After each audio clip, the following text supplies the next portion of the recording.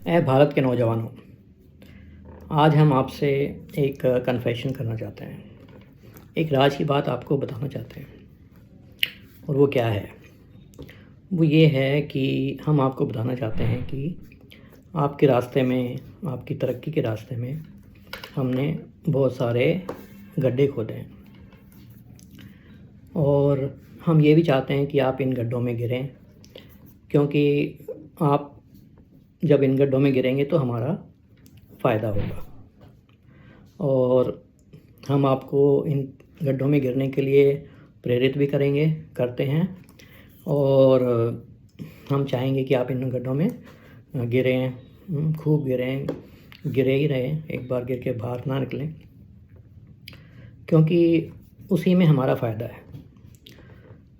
पर आप ये अच्छी तरह से समझ लें कि जो आप उन गड्ढों में गिरेंगे और उसके जो परिणाम होंगे उसके लिए आप पूरी तरह से खुद ज़िम्मेवार हैं, उसमें हमारी कोई ज़िम्मेवारी नहीं है।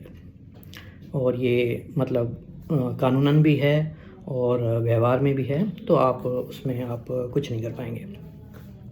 तो उसकी ज़िम्मेवारी पूरी तरह से आपकी है, ये आपको समझ लेना चाहिए। अब आपको शायद ये बात थोड़ी सी घुमा फिरा के कही गई बात लग रही होगी, तो आपको समझ नहीं आ रहा होगा, तो मैं एक एग्जांपल से आपको समझाता हूँ। जैसे एक गड्ढा है दारू, लिकर दारू एक गड्ढा है जिसमें जो हमने आपके लिए खोदा है और आप उसमें गिर सकते हैं। उसके लिए हमने क्या किया है कि आप जगह जगह आपके आसपास ठेके खुलवाए हैं ताकि आपको दारू आसानी से उपलब्ध हो। ऑल्सो हम उसमें क्या करते हैं कि हमारे जो सारे अच्छे कलाकार हैं, चाहे क्रिकेट स्टार्स हैं, चाहे फ़िल्म स्टार्स हैं, वो उसका एडवर्टीजमेंट करते हैं।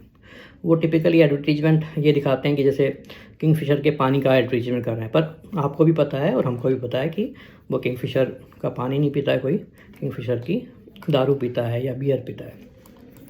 तो उस तरीके से हम वो एडवर्टाइजिंग पूरी तरह से अलाउ करते हैं ताकि आपको लगे कि आपके जो कलाकार हैं, आपके जो फ़िल्म स्टार हैं, वो सब उस दारू को पी के एंजॉय करते हैं और सेम वे आप भी एंजॉय करना चाहेंगे। तो ये एक तरीका है। अपनी मूवीज़ में भी हम दिखाते हैं कि जब हीरो को कोई गम होता है या खुशी होती है तो हर एक केस में वो दारू पीता है। जब हीरो ने उसको छोड़ जाती है तो वो खूब दारू पीता है और तब जो है हीरोइन उसके पास आती है और उसको रिफॉर्म करती है।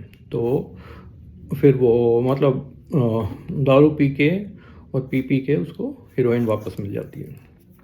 इसी तरह से हम दिखाते हैं कि खुशी में तो ऑफ कोर्स चार यार मिल के और दारू पीते हैं, ये हम दिखाते हैं। तो किसी भी हालत में हम ऐसा नहीं दिखाते कि किसी को कुछ कष्ट हुआ या किसी को डिप्रेशन हुआ तो वो कोई मेडिटेशन करने गया या योगा करने गया, ऐसा हम कभी नहीं दिखाते, क्योंकि अगर हम ऐसा दिखाएंगे तो उससे दारू की बिक्री कम हो जाएगी और हमारा जो है उसमें नुकसान होगा। हमारे जो टॉप गायक हैं वो भी गाना गाते हैं 4 बोतल वोद का, और हमारे छोटे छोटे बच्चे भी उस पर थिरकते हैं। तो ऑब्वियसली वो बड़े होके फिर वो 4 बोतल नहीं तो 3 बोतल से स्टार्ट करेंगे।